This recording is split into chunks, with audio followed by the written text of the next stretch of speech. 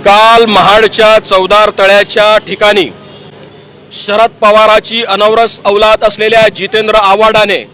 ज्या पद्धतीने परमपूज्य डॉक्टर बाबासाहेब आंबेडकरांचा फोटो फाडण्याचं घृणित आणि या महाराष्ट्राच्या पुरोगामी चेहऱ्याला लाजवणारं कृत्य केलं, या कृत्याचा निषेध करण्यासाठी भारतीय जनता पक्षाच्या वतीनं आज आमचे प्रदेशाध्यक्ष बावनकुळे साहेबांच्या नेतृत्वामध्ये